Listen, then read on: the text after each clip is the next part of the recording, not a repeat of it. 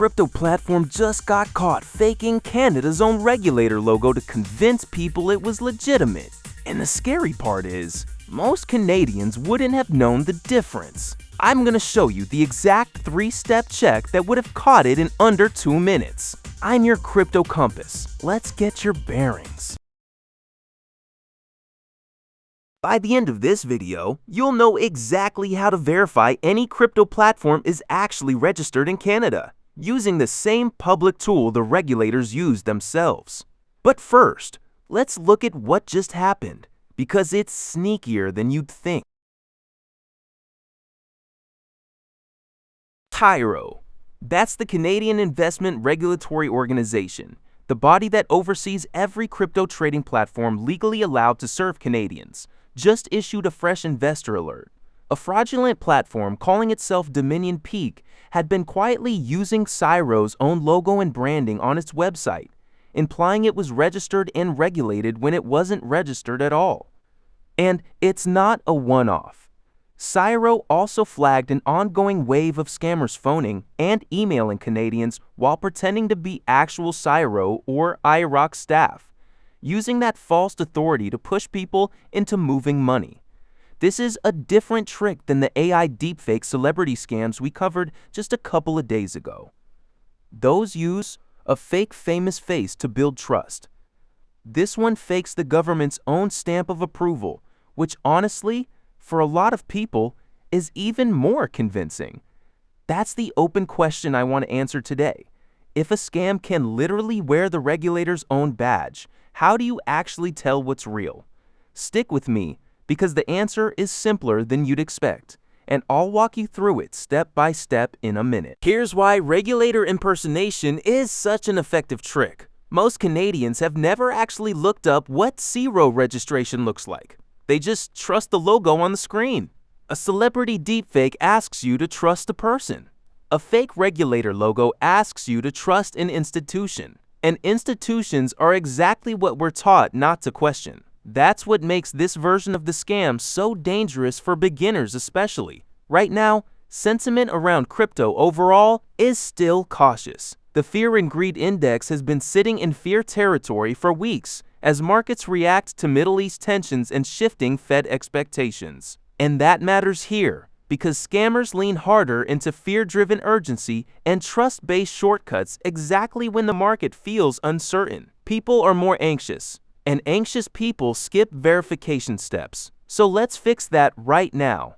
Now that you know why this scam works, let's get into exactly how you check whether a platform is telling the truth about its registration. This is the part that actually protects you, and it takes less time than reading this sentence took. Step 1. Go to the Ontario Securities Commission's public registry of crypto businesses. It's a free, government-run list of every platform actually authorized to operate. Bookmark it now if you're serious about this. Step 2. Search the platform's exact legal name, not just the brand name on their homepage. Scam platforms often use a brand name that sounds official while their actual registered legal entity, if it exists at all, is something completely different. Step 3. Cross-check directly on CIRO's own website. Never by clicking a Verify is here, link the platform itself provided. That link can point anywhere. Type the regulator's address in yourself every single time. If a platform isn't listed or the legal entity doesn't match what they're advertising, that's your answer, and you walk away. A real registration check is your strongest tool, but there are supporting red flags worth knowing too. CIRO TIBROC staff do not cold call or email you asking you to move funds. Verify an account by sending crypto or recover losses through a side channel. Any contact like that is fake, full stop. Watch for pressure to act fast, requests to keep the platform secret from family or your bank, and any promise of guaranteed returns. Real regulated platforms in Canada never promise guaranteed returns, because markets don't work that way. That covers the checklist. But here's the part most people miss entirely. What to actually do the moment you spot one of these.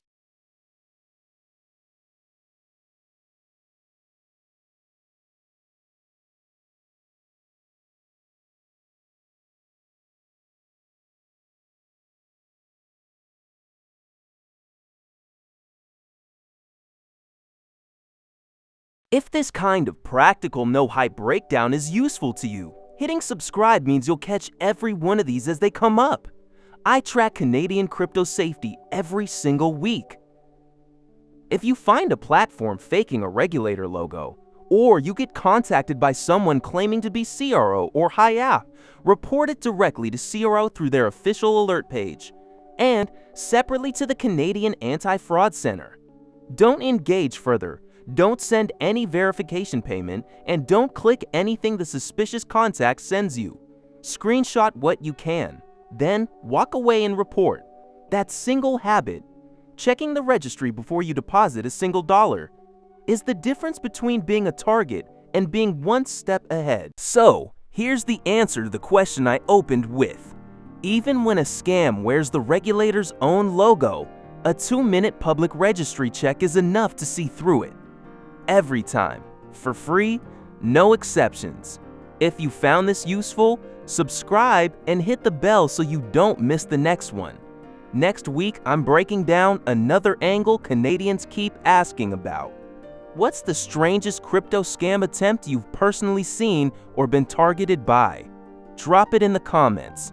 I read everyone.